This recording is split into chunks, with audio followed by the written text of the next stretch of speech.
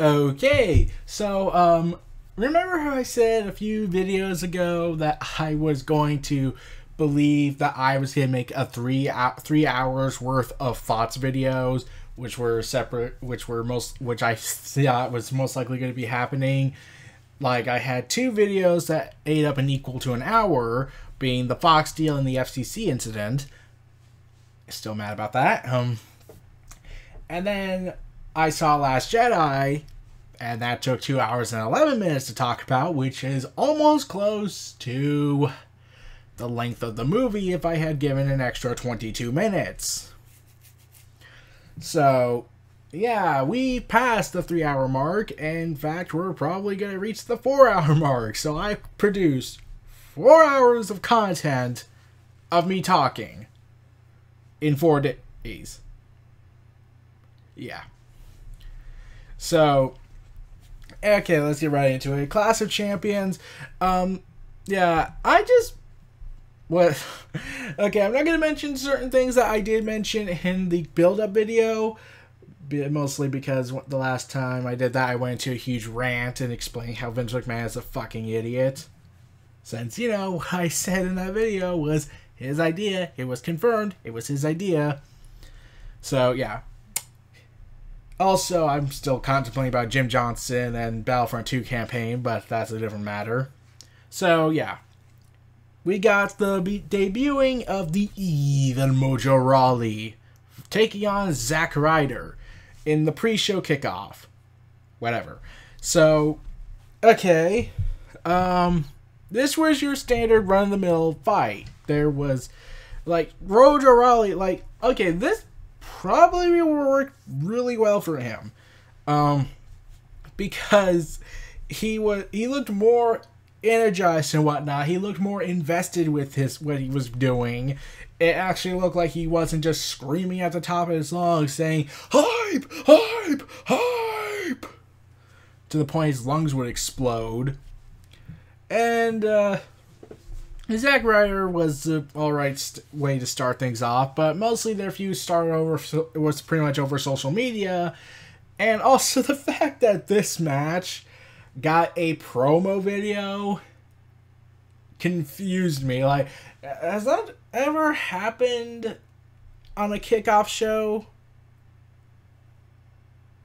I think the Usos and New Day at SummerSlam, but I refuse to acknowledge that it was the kickoff match that almost lasted 20 minutes, and I refuse to acknowledge that that happened on the kickoff show. I just call it the actual beginning matchup of the show, because Vince was an idiot for not wanting to do that. So, Mojo Rawley mostly did a lot of work here. It looks like he's going to have something going on with this. Also, I'm curious if this is going to lead, and I seriously hope not, to a WrestleMania match. I wouldn't be surprised if Vince did it because, he has to get his celebrity fetish. Because, okay, this is the same guy that wanted to have Charlie Sheen take on Daniel Bryan at SummerSlam a couple of years back. And Daniel Bryan confirmed it himself in his autobiography he wrote. Oh, God. So, Mojo Rawley gets the win. It looks like he just used a very powerful running forearm shot, but it looks like they're going to have to let him develop his new finisher later down the road as time goes on. But, yeah.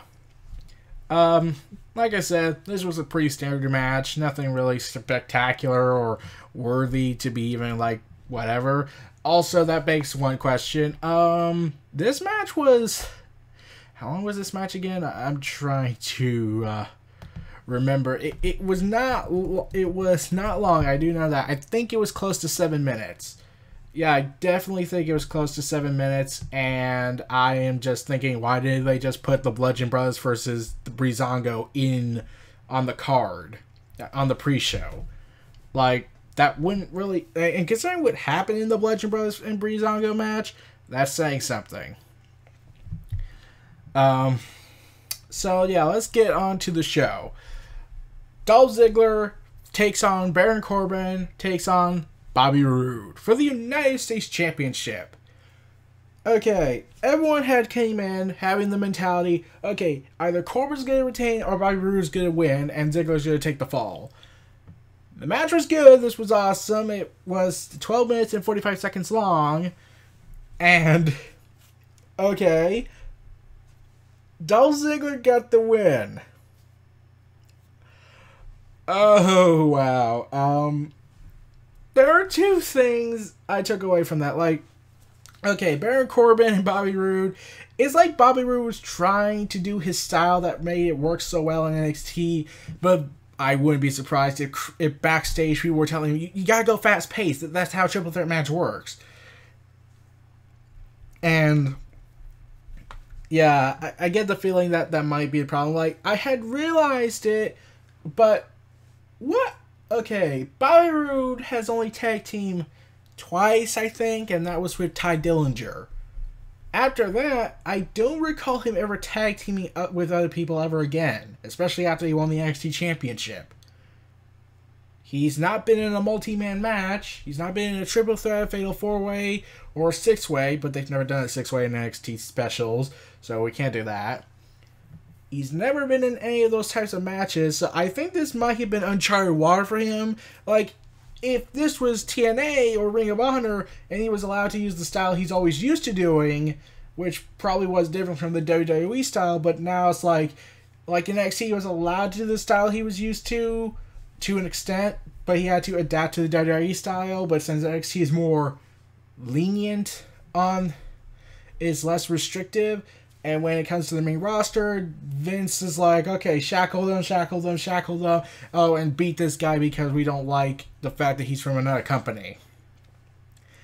So, yeah, when Dolph Ziggler got to win, like, I was surprised by that. I didn't think he would win. And considering that for the past couple of weeks, throughout this entire build, Ziggler has been, kind of being pissed off about virtually everything. Oh, and Dolph Ziggler, his entrance, he's back to doing the no gimmick. Yeah, he played his theme song on Tuesday, he's not doing it again. Or at least, it's playing at the beginning, and then the needle scratches. And it's just empty darkness. Okay.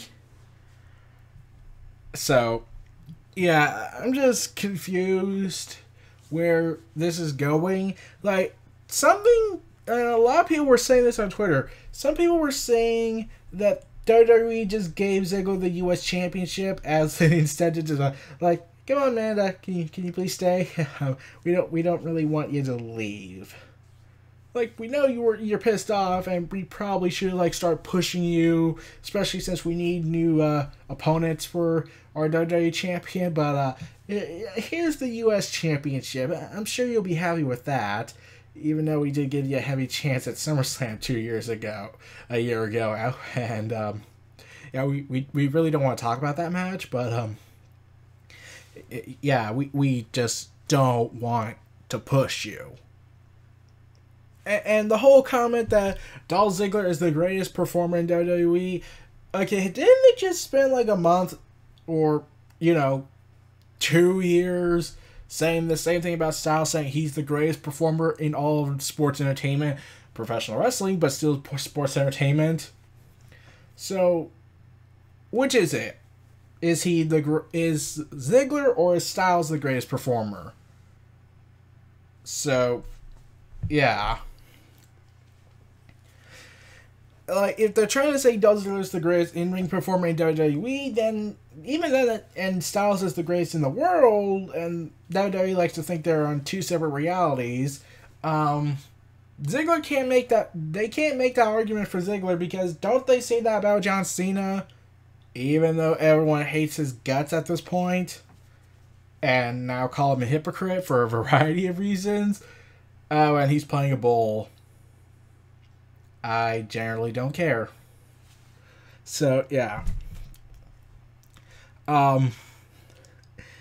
Yeah, so what is actually Dolph Ziggler? Everyone just looks at him and they say, oh, he's trying to be Shawn Michaels. Like, that was kind of his gimmick. Like, he's trying, like, they're telling him, gotta be like Shawn Michaels. You gotta do the mannerisms. You gotta do all this stuff with Dolph Ziggler as Shawn Michaels. Because we need a Shawn Michaels, even though we probably don't understand what the hell a Shawn Michaels is, because we restrict everyone's creativity onto such an extent that we're probably going to be condemned for the next 20 years. Or at least until Vince passes away and then Triple H takes over, then everything will be good again. Sadly, I'm sad that we have to keep, that fans are wishing for that, and that's the only way change is ever going to happen, because Vince is too stubborn to let go of his position of power. So, yeah, Corbin taking the fall was a little surprising.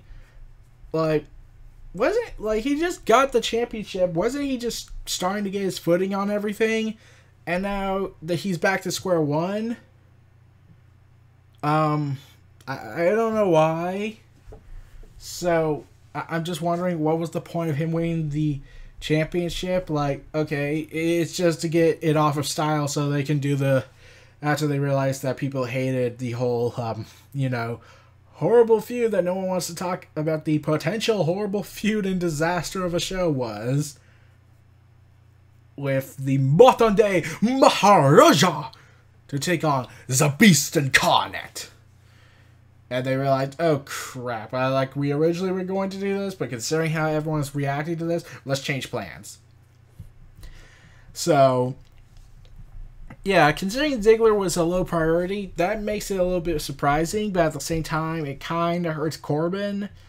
And really, everyone could just look at Ziggler's win as just a way to make WWE try and convince Ziggler, please stay, please stay. We need someone to lose all the time. If we do that, then we're going to have to try and be creative with characters again and give them an even balanced feud like we did with Reigns and Bray Wyatt. No one, even if they yell about it, no one wants that. Mostly Vince, because Vince is really offended when we try to give talent equal footing on this. So let's get you a match that honestly surprised me of how good it was. And then when the match started, I was like, are they really doing this? The Usos versus the New Day, specifically Kofi Kingston and Big E, versus Chad Gable and Shelton Benjamin, they really need a team name, and Aiden English and Rusev, who also need a team name.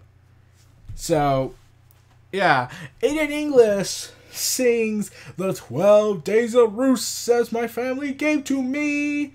Whatever. Also, the 12 Days of Rusev, I know you're trying to do a Christmas parody of it, but really, how many days has it been since Rusev Day started?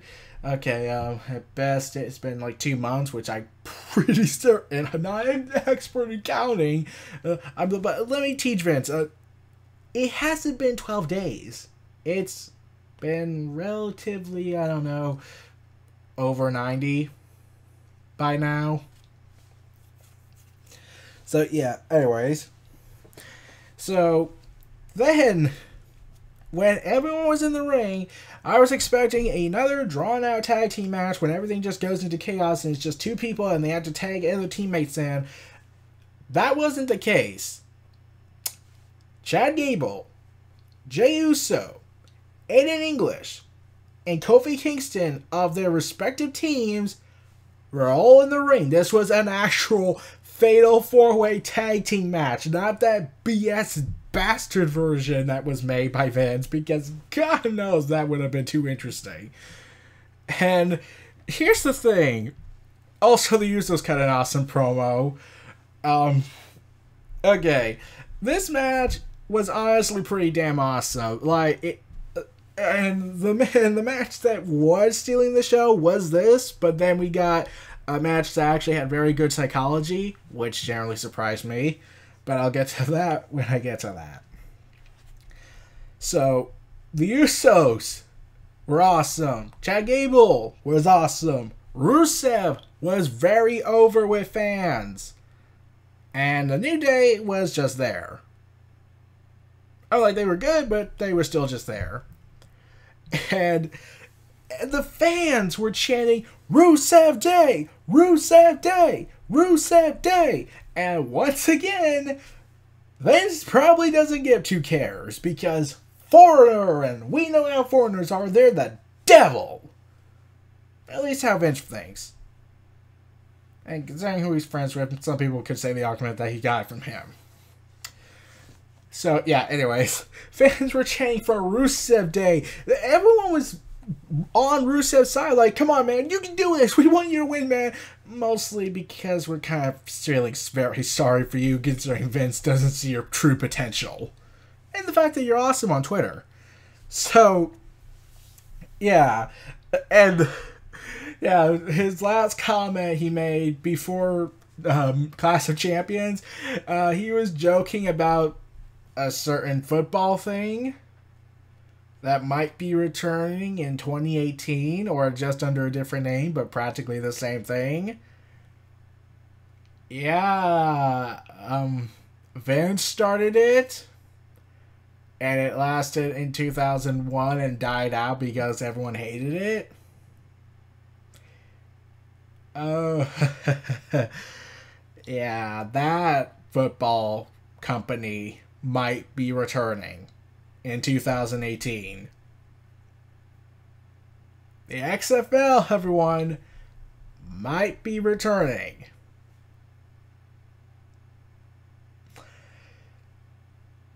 Oh god, that's just kind of shows how far Vince's mind has gotten. And it's being said he's probably trying to take advantage of the NFL's popularity decline. Yeah, considering how there's been a massive kneeling movement over regarding the president, I'm not getting into that because it's gone crazy. Yeah, I can see why. So, anyways,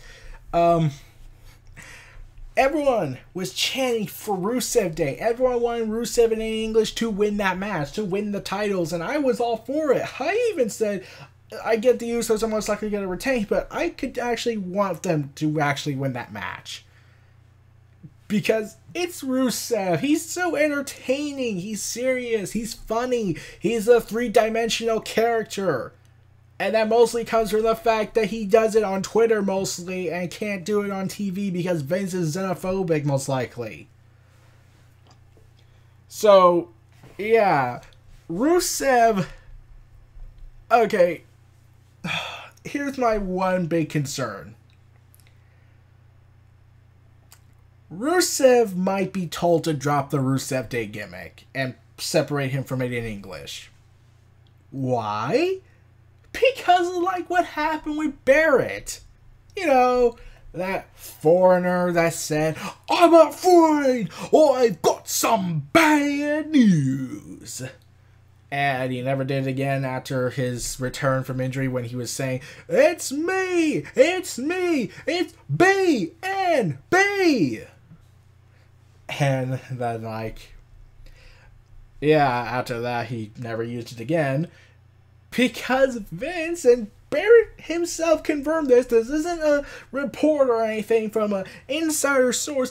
Barrett himself, even when he was working for WWE at the time, had confirmed it that he was told by Vince, told by the creative team to stop saying, I'm afraid I've got some bad news.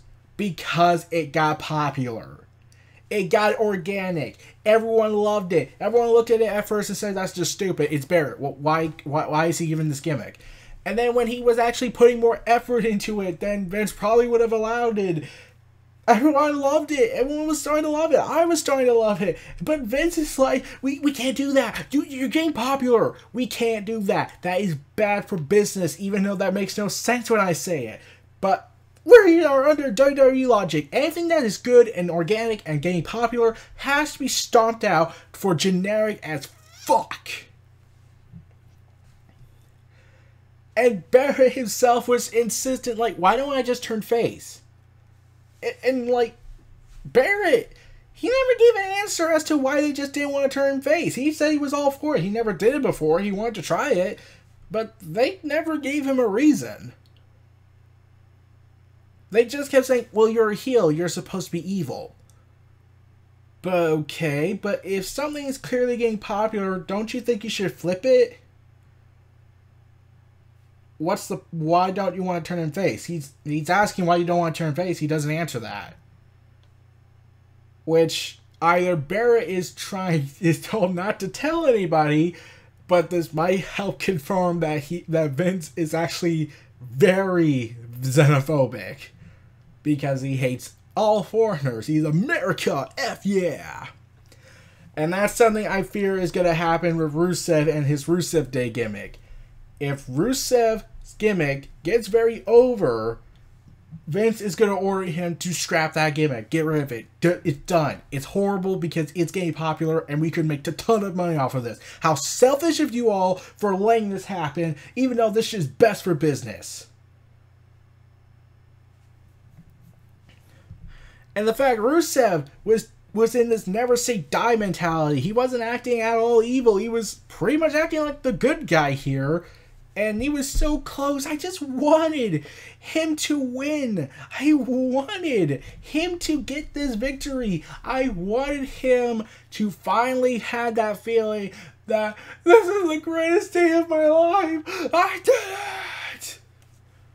Because, let's be honest, I'm pretty sure he could probably beat McFoley in the whole when he won the WWE Championship. If the day ever came that Rusev wins the world title, that honestly would be very hilariously funny. I could see it. I could see Rusev topping McFoley on that, and that's kind of hard. And I shouldn't imagine that, should I? But I could, because Rusev's not good on the mic, in the ring, and his personality. But he's foreign, therefore he's evil to Vince. Like, what happened? Well, like Vince, if a guy got popular, they flipped the script and turned him face, and turned the other guy heel, like they did with Bret Hart and Stone Cold. And they were going to do that with The Rock, but they were wanting to piss off the audience that day and turn The Rock heel when he was rising to the top, hint that he was going to turn face, actually turn him face, then flip him back to a heel, revealing of this ruse, which actually worked. But here's the thing. If that was done today, that probably would have fallen flat on his face. Because the writing back then made more sense. It was done with effort. Now it's not. Vince doesn't want effort put in. And then we get to Charlotte Flair versus Natalya in a Lumberjill match, or Lumberjack match as it's more commonly called, for the SmackDown Women's Championship. Oh, and also Chad Gable was pretty awesome, like I said. So, yeah, they over-relied on the Lumberjack gimmick, like continuously tossing Charlotte out of the ring and getting horribly beaten up. And it took Naomi the 5th beatdown she was getting to help out her friend. Yeah. Also, I did love when Carmella got in the ring with the contract and was looking like, oh, I'm gonna make sure I'm gonna cash in. This is my moment. And then Ruby Riot's like, denied. Pretty much. Though this match kind of represents the illogicalness of WWE's mentality, because on the final SmackDown, didn't all the Lumberjacks of Lana, Carmella, and Tamina kind of attacked Riot Squad? They didn't do that until things went to hell, but that was mostly because of Naomi. So, yeah. But, Charlotte, like, I knew where this was going. I knew where this was going. I knew where this was going to go. Everything's going to go to hell, and we're going to see Charlotte do the moonsault and crash into all of them.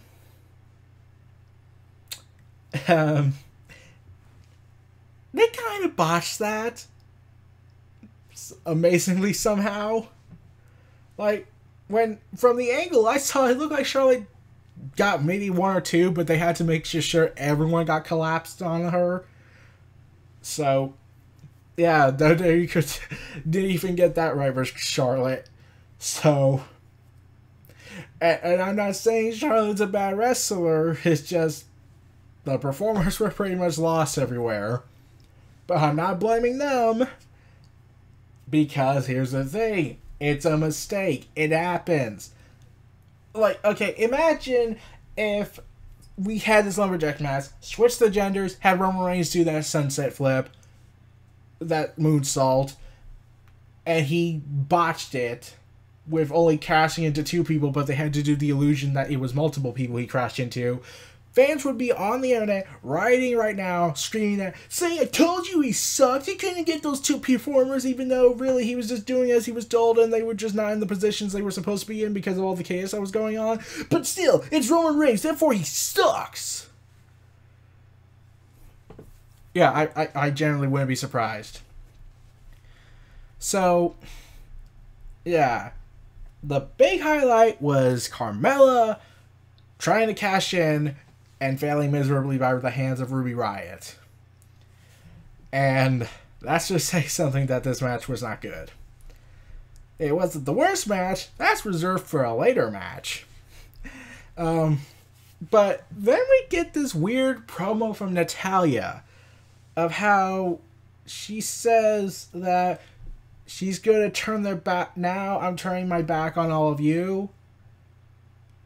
Oh, weren't you a heel already? Didn't you do that like a year ago with your Nikki Bella feud? And before that, you did that with Becky Lynch after you attacked her from behind and gave your explanation, which is the same promo you cut.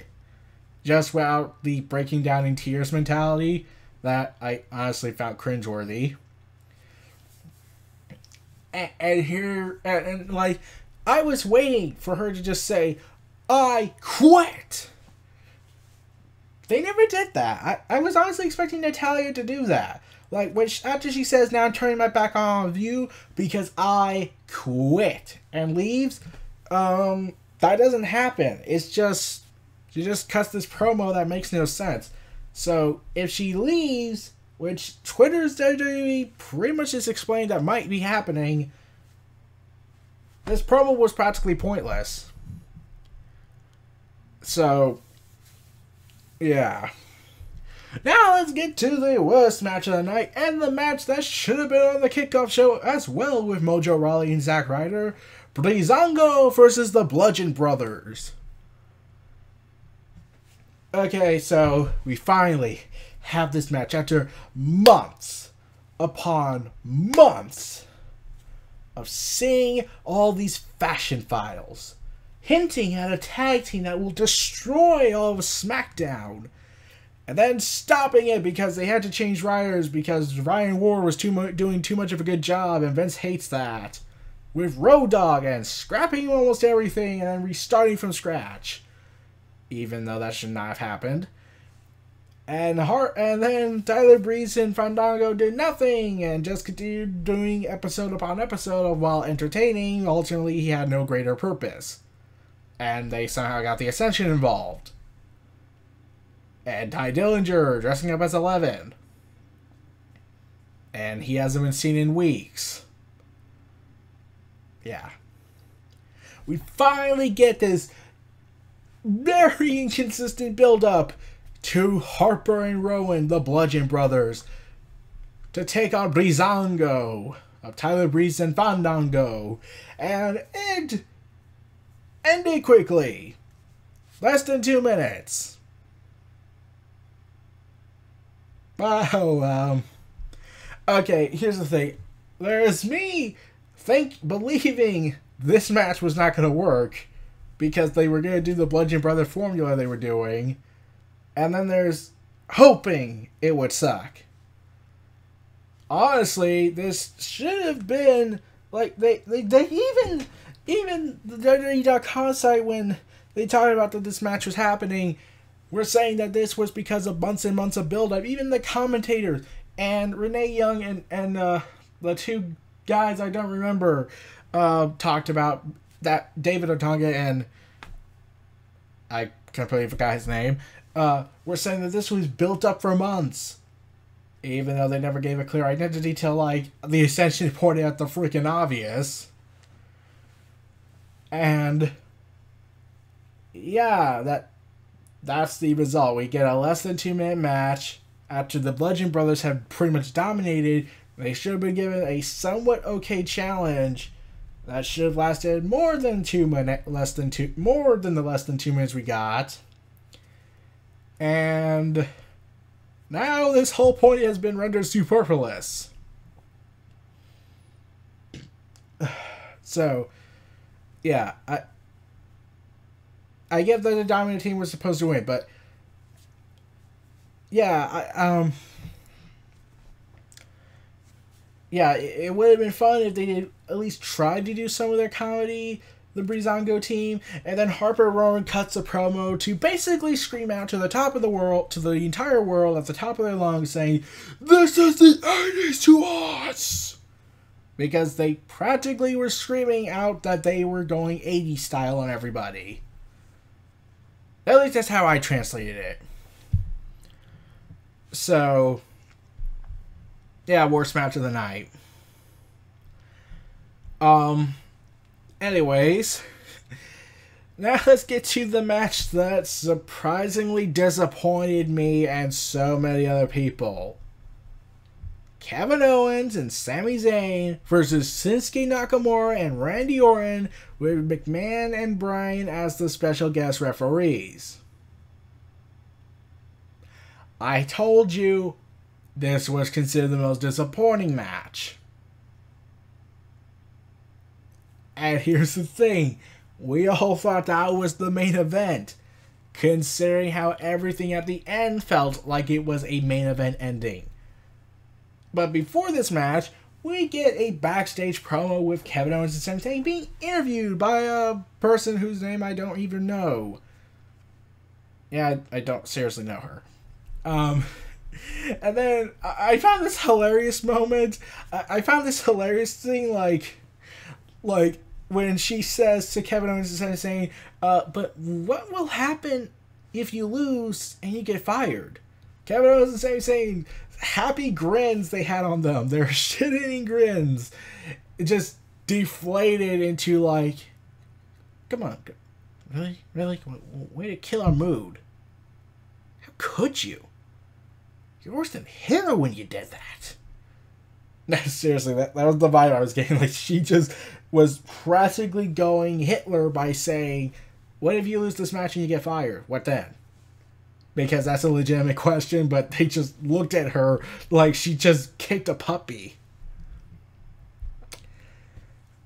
Yeah, so, and Bryan did McMahon, when they interacted backstage before this match, and how Shane was questioning why Bryan was doing this, and Bryan was saying that you have a grudge against Kevin Owens and Sami Zayn, and like, okay, we know where this is going. Shane McMahon is going to continue to deny, I do not have a grudge against them. I'm just saying that this is going to be some BS hypocritical statement that makes no sense. And it's because he started that off with last week when he has said that he is not having a grudge against them. And he admits that he has a grudge against them. Yeah, you basically confirmed why Bryan's doing this. Congrats, Shane. You're an idiot.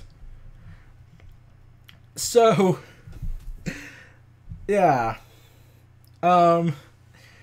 This match, very, very lackluster.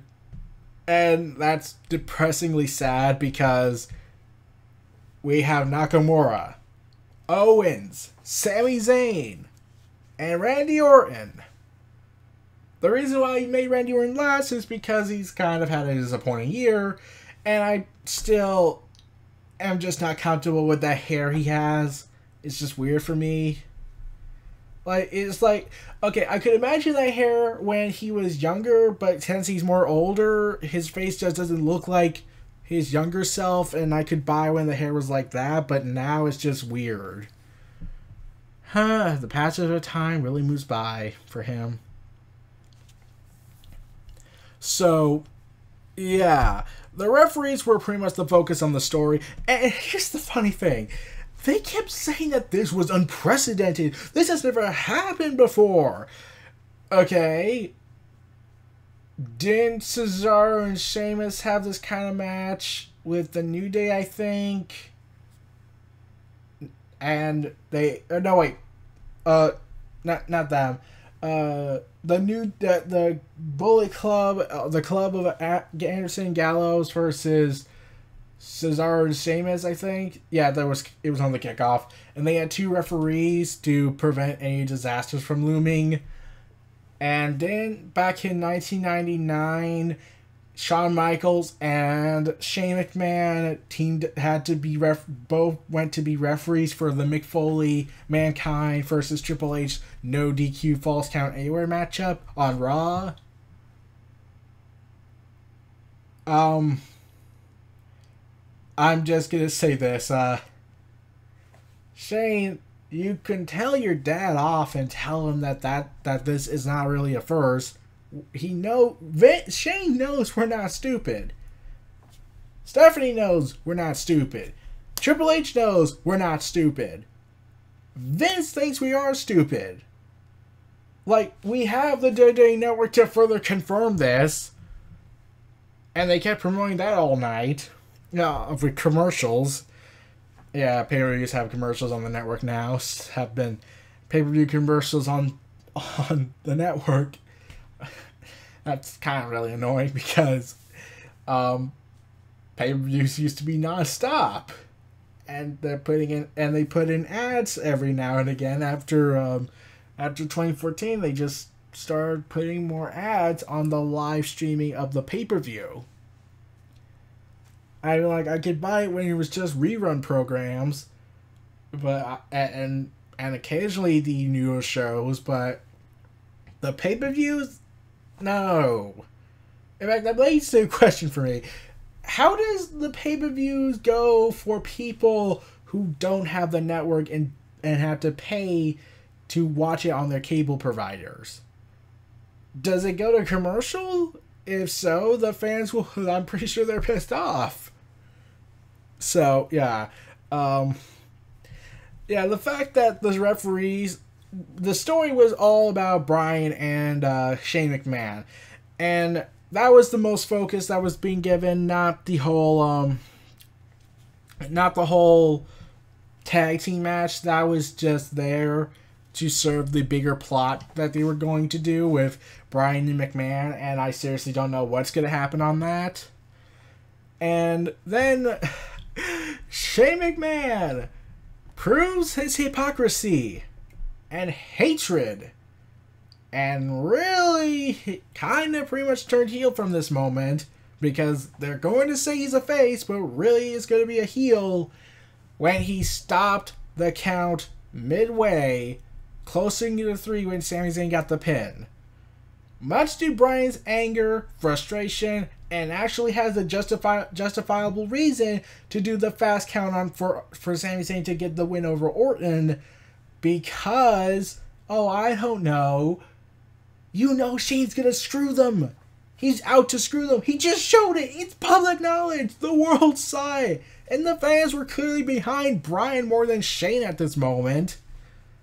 And them saying, like, I'm pretty sure Shane's gonna say, you got involved with you stopped me from getting the count over for Orton to get the victory over Sami Zayn. I was doing it fair. You stopped me from doing that, even though we see footage saying that Kevin Owens pushed Bryan. And some people on Twitter kept saying that they were seeing Bryan doing a fast count in a replay footage when Kevin Owens had when I think it was Kevin Owens and Sami Zayn was, Kevin Owens had Shinsuke Nakamura, who was choking him with the triangle maneuver, got Shinsuke Nakamura's shoulders down, and Bryan went for the count. Okay, when I saw it live, he did not fast count. When the replays happened, they're saying, oh, no, he fast counted. And Bryan kept saying that his shoulders were down. And Shane is like, no, we don't do that, even though we did that with Undertaker and Lesnar. But that's a different story. That was 2 years ago. We can't remember that. So, yeah. Yeah, Shane, you're not proving your case. In fact, you're kind of being a dumbass. And very vindictive of this. And this leads to another interesting question. When Sami Zayn lands on his groin on the turnbuckle, and Bryan tells Orton that you can't do that, that's illegal, that's an illegal move. I'm wondering, is that really true? I'm not sure about that. I don't recall any referee, special guest or otherwise, doing that, saying that that move's illegal. I don't think I've ever seen that before, but it does raise an interesting point. Since the wrestler is clearly intentionally trying to get him to not attack him, and he lands on his groin, couldn't that result in a disqualification? But since I will probably give way to any interesting concepts, Vince will take advantage of it and bastardize it and very further ruin matches. So, Bryan justifies himself for fast counting the match because he knows Shane's going to screw them after he basically confesses, yeah, I'm going to screw them. I'm even stopping mid-count before 3. So, yeah, Bryan is practically in the right. They'll try and turn him heel probably, but really he's in the right and Shane's actually in the wrong here. But where does this go exactly? Is this going to WrestleMania with Bryan versus Shane? Did they clear him and they're trying to build it up? And they're keeping it secret? Are they really doing that? I've been against Bryan returning to the ring because I keep having to mention the last guy they kept giving like the okay to do something wrestling, even though his brain was so damaged that it led to horrible disasters that we will never ever want to talk about. So yeah, the referees were the main characters of the story. The other guys were just placeholders. And like I said, the whole pay-per-view, the match before the match, all this match, the ending kind of felt like it was the end of the show. Like, imagine if they had put that as the main event, not Styles and Jinder Mahal. That would have been an ominous cliffhanger. But they didn't do that because reasons. So yeah, I was thinking like, okay, that match was just a disappointment, but Jinder Mahal versus Styles, I guess Styles, but you're gonna have to really save this last part of the show. Because the first hour was good, and then they just fell apart. And now we gotta see how this goes. I am pleased and shocked that Styles and Jinder Mahal, I must stress, Jinder Mahal, stole the show. I generally believe that a match with Jinder Mahal stole the show. Oh, like, don't get me wrong, it's not a match of the year quality, but yeah, this was clearly a match of the night thing. It wasn't match of the year worthy, that is insulting, but this is clearly match of the night. And like, I get the feeling they knew that they wouldn't be able to do a physical kind of storytelling. They had to do with a psychology storytelling, and that actually works because they managed to tell a story through their maneuvers, through their subtlety. They couldn't just trade fists back and forth and make a high quality 5-star rating matchup, because even if Styles could do that, even if Styles, who may say is the best wrestler in the world and can get a good match out of anybody, I'm pretty certain he cannot make that kind of matchup with someone like Mahal's status. Like just before his November match with him for the WWE title at the UK tour, Styles had a match with Jinder Mahal that was just acceptable. That was like, okay. And it took months later to Styles to say, okay, I'm going to make you $1 million. Now, we've seen what would happen. The first encounter was actually a bad match compared to the November one, but how can they top that? Can they top that and make the first encounter a distant memory? Well, they did, using psychology, subtlety, and performance reasons. to go ahead and tell the story. And Jinder Mahal, yeah,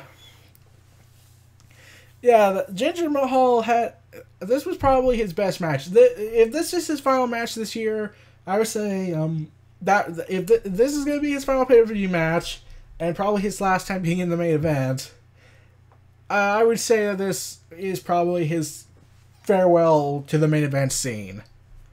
He's probably going to go back to upper mid-card because AJ Styles retained. Everyone was fearing that Jinder Mahal would win. Yeah, I was fearing that.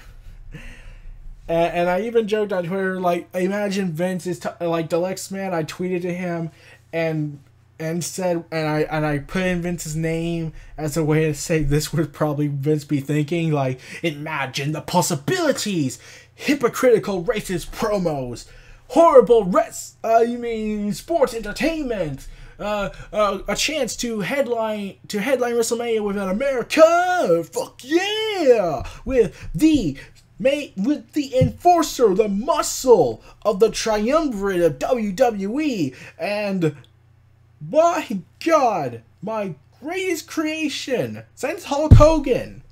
And even then, he stabbed me in the back, so I need this guy to be my puppet. John Cena to become a 17th time champ. Because let's be honest, Vince would have wished to do that. But now, AJ Styles wins the match, and he began this year as WWE Champion, ends the year as WWE Champion. Yeah, that's pretty impressive. Like, compared to his first year in WWE, that was honestly his best. That was honestly the best debut year ever in WWE, of the modern era at least. I don't know if there's one that's considered all-time great, but AJ Styles is pretty up there.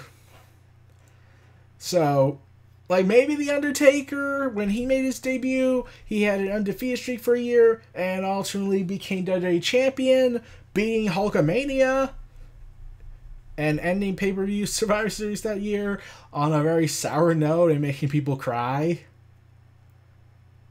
You know, something that they could do now, but WWE doesn't want to take that kind of risk because think of the children. Even though the person that was crying at the show was a grown man dressed up as Hulk Hogan. And he was crying. Yeah, anyways. So, yeah, the in-ring psychology was excellent. I'll give it that. That was what made this match really memorable. Not to be... I don't think I would rewatch it, but at least I could just say, holy crap, Jinder Mahal delivered in a main event pay-per-view. I can't believe I said that. So, and the fact that Mahal finally is having a personality outside of the pro-India and whatnot, where he tries to do the Styles Clash and even does AJ Styles' maneuver of taunts. I was like, we're finally getting a personality, and now they're going to stop the push. We're finally getting a personality that isn't just pro-India and call America out on their xenophobic attitude, because that kind of is true. And then Jinder Mahal went hypocritical and became everything that he was against. Especially his feud with Nakamura. My God, no one wants to remember that. So, yeah. They finally give him a personality on what I think might be his last pay-per-view main event match. Yeah. I generally think that after his loss with Triple H at the house show in India, that basically says, yeah, the push is ending. We're ending the push right here. It's ending at Clash of Champions. And Mahal finally gives a worthy match that could... it's almost like he was, like they gave him their, like WWE gave their blessing to Mahal. Okay, Mahal, I know we restricted you. I know you were hurt and whatnot. But can you go? You can go all out. You can work with Styles and go all out. I can't believe I had to say that Jinder Mahal got a match of the night fight, even though there was matches that could have surpassed it with the triple threat and the tag team match. and Mulholland Styles, granted it's Styles, so that's going to make him much better. They managed to get a good match. And now, we might see AJ Styles go into WrestleMania as champion. But the question is, who is it going to be? Like, honestly, there's no one left. Like, yeah, there's probably Shinsuke Nakamura, but they've wrecked him to a horrible degree. Yeah, I'm not voting for Randy Orton. I refuse to have Randy Orton main event in a show. Since WrestleMania this year was a disaster with him and Bray Wyatt. And Vince's stupidity and hatred for Bray Wyatt. So, yeah, who's left? Is it Rusev? Well, they don't build him up anymore, and he's looking like he'll be upper mid card to Vince at least until Triple H takes over. Then we might see something different. And yeah, who's left? Are they like? No one wants to see John Cena go ahead close WrestleMania out with Hope for America mentality. Even though Styles is American, but let's be honest, Vince and Cena will probably do whatever they can to make Styles look like an idiot.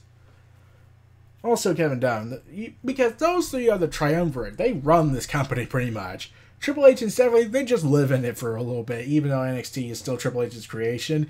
Stephanie, she's just there to emasculate all the men. So this leads to a very confusing thing. Who is Styles going to fight if he keeps the title into WrestleMania? Like, there's still a couple months, they could change the title, but who's going to main event WrestleMania with the WWE Championship? If Styles keeps it, that's good, but who's going to be his opponent? Like, they took all the best guys that could have benefited working in that kind of match and took them to Raw, like Finn Balor. Okay, look at the Lexman's video about Finn Balor. Bray Wyatt's on Raw. Finn Balor's on Raw. Reigns is on Raw. Seth Rollins is on Raw. Dean Ambrose is on Raw. Braun Strowman's on Raw. They took all the best guys, and some of them being guys that SmackDown made stars and even rejuvenated The Miz's career. They took them to Raw. Styles wanted to stay, but now that leaves a conundrum. Where does he go to WrestleMania as champion? Like, who's his opponent? I don't know who. Like, they could probably build up Shinsuke Nakamura and we could get that match. It'd be pretty awesome, but considering how WWE just clearly just not give two shits about Nakamura, because, look, we already have Asuka. We're already pushing it with a good guy, Japanese guy. We can't have two foreign good guys. Vince hates that enough as it is. We already have him whining about how a foreigner is getting cheered. So, Nakamura, you have to be the one that takes the ball here, man. We can't handle Vince's whining. So, yeah. Anyways, like I said, WrestleMania is going to be interesting this next year regarding the WWE Championship, and if Styles is the champion, we don't know who his opponent will be. And then there is no Raw pay-per-view ending this year, surprisingly. They get a break from that, so they don't get to work Sunday that day in December. So they're going to go to Royal Rumble. So this is pretty much the last pay-per-view thoughts video of the year for me. I'll see you in January for Royal Rumble build and the Royal Rumble show itself, providing that neutrality isn't dead by then somehow. So yeah, and we now have reached 4 hours. We're pretty much at the 4-hour mark with all the thoughts videos I made in the past couple of days. So yeah, I would say that's a record. For me, at least. So, these were my thoughts on WWE Clash of Champions. This was Neo Reality Entertainment. Feel free to like, comment, subscribe, and donate to tune for more.